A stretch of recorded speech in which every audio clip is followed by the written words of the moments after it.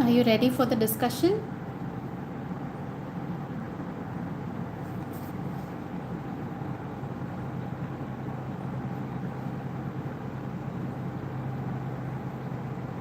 Started, guys? Are you there?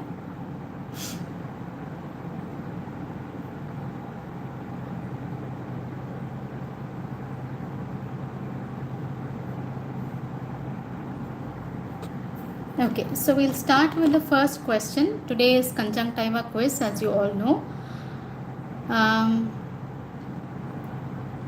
So the first question, all of the following symptoms are possible in a case of pterygium except, okay. So we're talking about a case of pterygium and what are the possible symptoms, yeah. So option A, dryness of eyes. Dryness of eyes, yes, is very much possible because there is a disturbance in the distribution of tears because of this uneven pterygium on the conjunctival surface and also on the corneal surface. Diplopia, option B, yes, that is also possible because of the fibrous nature of pterygium and that results in a kind of restrictive squint.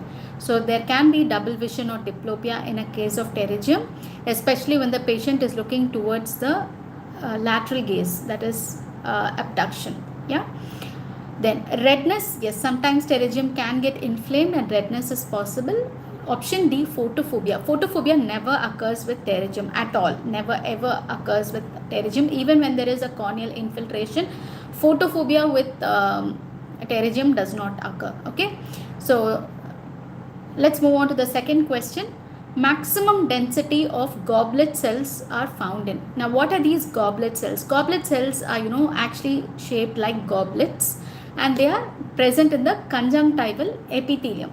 And why is it important? Because they secrete the inner mucinous layer of the tear film. Yeah, the tear film has 3 layers. So the innermost mucin layer is produced by goblet cells. All right. Now, the question asks, where is the maximum density of goblet cells found in? See, goblet cells maximum found in the inferonasal bulbar conjunctiva, followed by the palpebral conjunctiva and the caruncle. So these are the 3 areas where you get maximum density of goblet cells, starting from inferonasal bulbar conjunctiva, palpebral conjunctiva and your caruncle. Okay, so that is the answer. So options here, limbus no, superotemporal bulbar conjunctiva, inferotemporal bulbar conjunctiva, inferonasal bulbar conjunctiva. So it is option D. Yeah. Okay. Now question number 3, chemosis may occur in all except. Now what is chemosis first of all? So first of all, chemosis is when we have ballooning of the conjunctiva, okay, edema of the conjunctiva, and the question asks in which condition it is not seen. So first of all, it will be seen any condition where there will be venous congestion. Okay, so the venous outflow from the orbit, when it is impeded, you will definitely have chemosis and massive or very severe allergic conjunctivitis. Okay, so let's see the options. Thyroid eye disease. Now thyroid eye disease, because it is like an orbital compartment syndrome because of the enlargement of the extraocular muscles and the orbital fat containing the edema. So there is an orbital compartment like syndrome. So there is a venous congestion. So you can have chemosis. So that is not our answer. Cavernous sinus thrombosis, yes, definitely the venous outflow is impeded because all our orbital and eyeball venous blood goes into the cavernous sinus, right? So when you have a cavernous sinus thrombosis, so the venous outflow is impeded and definitely there is going to be chemosis. Okay, so again that is not the answer. Chemical conjunctivitis. See, chemical conjunctivitis occurs on the day of birth of the newborn, and in that the striking feature is actually chemosis because the tears are not yet formed. So there is redness and a lot of chemosis. Yes, as an irritant, the chemical that we put, it is an irritant to the conjunctiva and it balloons out. So chemosis, yes, it is present. Angular conjunctivitis. Somebody asked in one of the previous sessions, what is angular conjunctivitis? I told you there is redness at the canthi and there is excoriation of the lid margins and the maceration of the lid margins. There is no chemosis at all. Okay, so if you watch the previous video, you could have answered this very, very easily. So it is chemosis may occur in all except angular conjunctivitis. Okay, any doubts, you just leave the doubts below. I'm not feeling well actually today, so that is why I'm going a little I'm to the point. If you have any doubts, please pertaining to conjunctiva, please type them in the comments. I'll look at them as after I finish the discussion. Okay. Now question 4, subconjunctival cicatrization is typically seen in. See, when I say cicatrization, it is a scar. So beneath the conjunctiva, subconjunctival, we have a cicatrix or a scar tissue. Option A, trachoma. Option B, vernal keratoconjunctivitis. Option C, flictanular keratoconjunctivitis. Option C, GPC, that is giant papillary conjunctivitis. Okay. Now, out of these 4, where do you get the scar in the conjunctiva? You remember the Arl's line when you flip the palpebral, the upper lid, and you see a horizontal scar? That is a subconjunctival scar. So basically, rather than asking you where is Arl's line seen, there is a description of Arl's line. Subconjunctival cicatrization is typically seen in. The answer is trachoma. All right. So that is basically Arl's line that we are dealing with. Okay. Now question number 5. Histology of the papillae of the spring catarrh would reveal. So if you take a section of the papillae of the spring catarrh, that is vernal keratoconjunctivitis VKC, what would the histology findings be like? Subepithelial lymphoid germinal center, that is option A. Of course not. That is how histology of follicles would look like, not the papillae. Option B, hyperplastic conjunctival epithelium with a fibrovascular core. Yes, perfectly yes. So that is how. So you have a central vessel along with fibrous tissue, and over which you have epithelial hyperplasia. Okay, so that defines a papilla. Okay, so that's why it is pinkish in color, surrounded by these white outlines. So that is papilla. So that is our answer, option B. Option C, inflamed conjunctival epithelium with adherent coagulated exudates. See, coagulated exudates, just coagulated exudates on conjunctiva defines a pseudomembrane. But now when we talk about adherent coagulated exudates, that defines a true membrane, which is seen in true membranous conjunctivitis. Okay, so again, that is not the answer. The last one, fibrous cicatricial bands in the stroma, which again is talking about Arl's line. Yeah. So our answer here is, when you do a histological evaluation of the papilla of VKC, what would you see? You would see inflamed conjunctival epithelium, which is hyperplastic and with a central fibrovascular core. Is that clear? Okay. Now question number 6. Topical steroids may be used in. Option A, vernal keratoconjunctivitis. Yes. But let's also look at the other options, because you never know what is lurking down there. Is there a better option or a more specific option? Option B, flictanular keratoconjunctivitis. Again, topical steroids is the treatment option. Membranous conjunctivitis, yes, you need to give steroids to prevent especially the formation of symblepharon later. After you peel off the true membrane, there will be a lot of raw surfaces. We don't want the raw surfaces to stick to each other, forming symblepharon later. So we need to use topical steroids. Yes. So the answer is all of the above. So topical steroids, although in VKC it is not the drug of choice. Drug of choice is olopatadine, as you all know.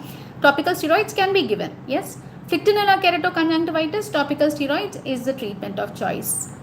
Membranous conjunctivitis, yes, you need to give. Now, next question, adult inclusion conjunctivitis. What is adult inclusion conjunctivitis caused by? We all know it is chlamydia trachomatis. But the important thing is, what are the serotypes? Serotypes D to K, because your trachoma is serotypes A, B, C. Now, this is D to K. Alright. Which one? Adult inclusion conjunctivitis. Also known as swimming pool conjunctivitis. Yeah. Now, trachoma involves what kind of hypersensitivity? It involves type 4, that is delayed type of hypersensitivity. Yes, so trachoma involves type 4, that is delayed type hypersensitivity, that is your cell mediated immunity. Now the next question, conjunctival scrapings are obtained from a baby diagnosed of neonatal conjunctivitis. So that means they've already diagnosed, so we don't have to break our head over that. So we have a diagnosis of neonatal conjunctivitis. So you're taking the scrapings. Now when you take the scrapings and you're doing a GMSA staining. Now when you do a GMSA staining on the glass slide, not on the baby, okay, a baby's eye, multinucleated cells are seen. So what is the most likely etiology? What is this multinucleated cells that we are talking about? We are doing a Zank smear. So that means this is a herpetic infection. Yes. So option A, gonococcus. Option B, staphylococcus. Option C, chlamydia. Option D, HSV, herpetic virus, herpes simplex virus, typically type 1. HSV type 2. Okay, neonatal conjunctivitis, it is always HSV2 because it is coming from the mother's infected genital tract. Alright, so it is HSV2. If we are talking about viral keratitis in an adult, that would be HSV1. We are talking about HSV conjunctivitis in a newborn, so it is HSV type 2. Yes, so these multinucleated giant cells is typically seen in viral keratitis. Of course, we don't do that much of a, in practicality we don't do that, we just treat the baby, but yes, for MCQs. Okay, now the most severe adenoviral ocular infection. Yeah, now this becomes a little tricky. See, option A, pharyngoconjunctival fever, PCF, caused by adenovirus, serotypes 3, 4, 7. Epidemic keratoconjunctivitis, EKC, caused by serotypes 8, 19, 37. Acute hemorrhagic conjunctivitis, again caused by enterovirus 70. Adenovirus, we're talking about adenovirus 11, serotype 11. So ma'am, which is the answer? Molluscum contagiosum is another option. See, they're asking most severe adenoviral ocular infection is EKC, epidemic keratoconjunctivitis. Why? Because it doesn't just stop with the conjunctiva. There is an inflammation into the cornea. So there are subepithelial infiltrates that you will see, nummular infiltrates, which is going to cause the patient a lot of trouble, as in it will cause decreased vision, photophobia. It takes a longer time to treat. In fact, we actually would need topical steroids for treating that, because it is an antigen antibody reaction which happens in the cornea. So it is the most severe adenoviral ocular infection. Is that clear?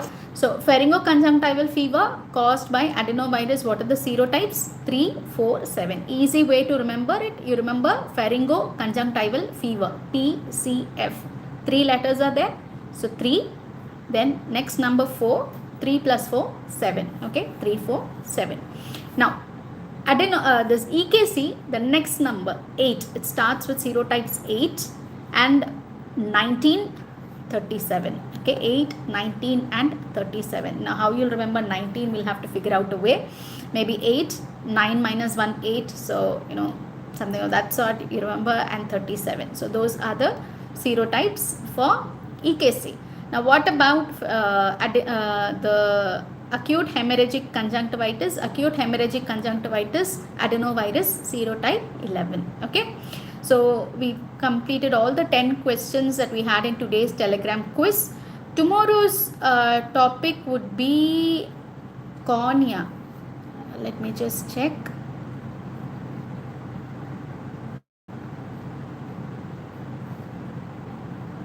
So please join the Telegram group, and tomorrow's session at 6 p.m. Yes, it's cornea, 12th November, cornea quiz.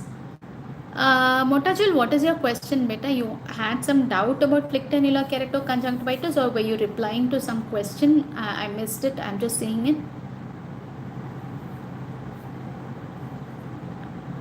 What is your question? You want me to explain flictanular, or did you actually answer at some point?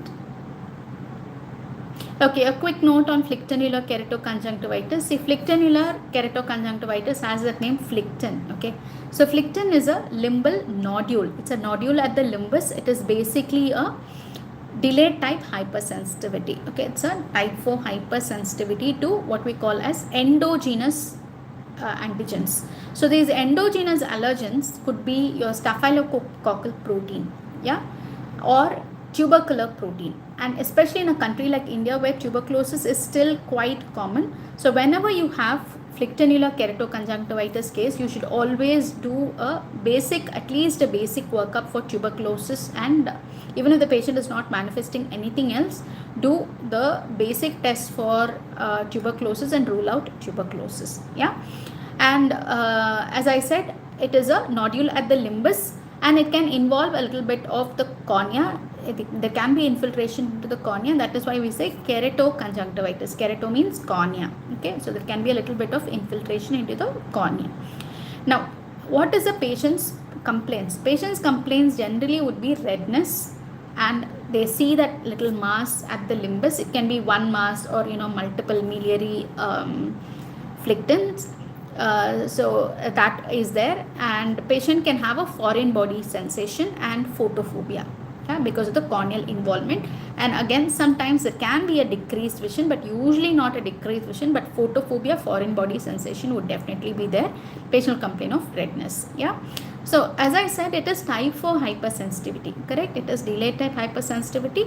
So what would be the treatment of choice? Treatment of choice would be topical steroids. So in this case, we will give a high potency steroid, not these low potency that we give in vernal keratoconjunctivitis.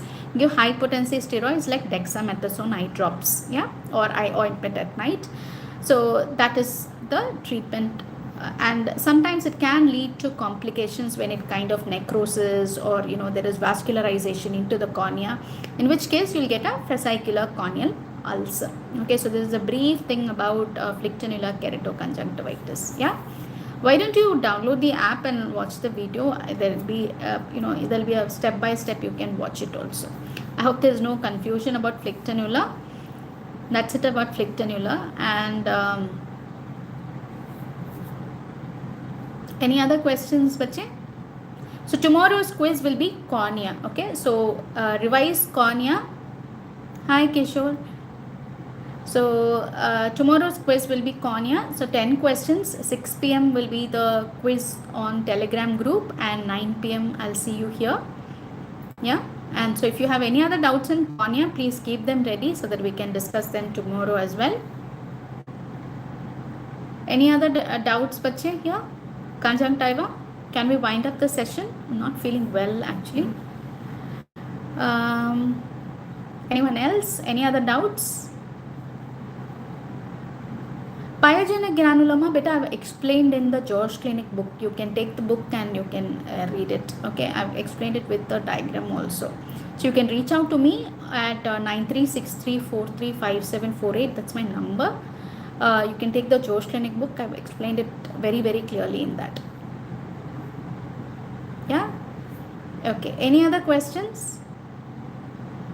Alright. So what you do, you revise for cornea, and I'll see you at 9 p.m. tomorrow. And before that, 6 p.m. Cornea quiz. Okay. Do take the quiz. Okay. Bye guys. Good night.